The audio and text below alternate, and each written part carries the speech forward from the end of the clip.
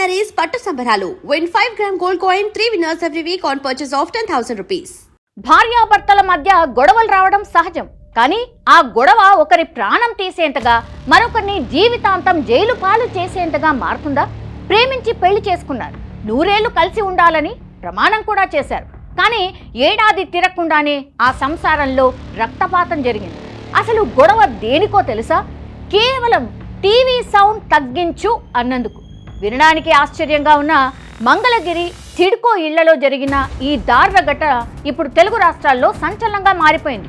అసలు ఆ రాత్రి ఆ ఇంట్లో ఏం జరిగింది?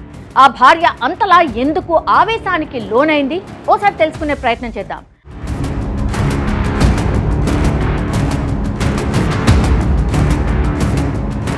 గుంటూరు జిల్లా మంగళగిరి టిడ్కో ఇళ్ల సముదాయంలో అహ్మద్, క్రాంతి అనే దంపతులు నివసిస్తున్నారు. ఏడాది క్రితమే వీరు ప్రేమ వివాహం చేసుకున్నారు. గురువారం రాత్రి టీవీ చూస్తున్న సమయంలో సౌండ్ తగ్గించాలని అహ్మద్ తన భార్యను కోరాడు. దీనిపై ఇద్దరి మధ్య మాటామాట పెరిగింది. ఇది కాస్త గొడవకు దారితీసింది. ఆవేశాన్ని అదుపు చేసుకోలేకపోయిన క్రాంతి కిచెన్లో ఉన్న కత్తితో భర్త అహ్మద్ పై దాడి చేసింది. తీవ్ర గాయాలైన అహ్మద్ ను ఆసుపత్రికి తరలించినా ఫలితం లేకుండా పోయింది. చికిత్స పొందుతూ అతను చనిపోయాడు. స్థానికులు ఇచ్చిన సమాచారంతో పోలీసులు రంగంలోకి దిగారు. కేవలం క్షణికావేశమేనా, లేక ఈ హత్య వెనుక ఇతర కారణాలు ఏమైనా ఉన్నాయా అనే కోణంలో విచారణ చేపడుతున్నారు పోలీసులు. గొడవ ఏదైనా కావచ్చు, కోపం ఎంతైనా రావచ్చు, కానీ చేతికి పని చెప్పే ముందు ఒక్క నిమిషం ఆలోచించి ఉంటే ఈరోజు అహ్మద్ ప్రాణాలతో ఉండేవాడు. క్రాంతి జైలు పాలు అయ్యేది కాదు.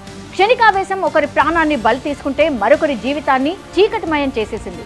ఒకప్పుడు భార్యాభర్తల మధ్య గొడవ వస్తే 4 గోడల మధ్య సర్దుకుపోయేది. కానీ ఈ రోజు ఆ 4 గోడల మధ్య రక్తం ఏరులై పారుతోంది.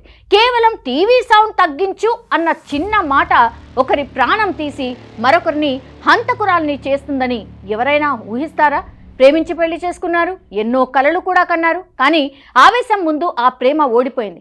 క్షణికావేశంలో కత్తి పట్టిన ఆ చేతులు రేపు జైలు ఊచలు లెక్క పెడుతున్నప్పుడు పోయిన ప్రాణం తిరిగి వస్తుందా?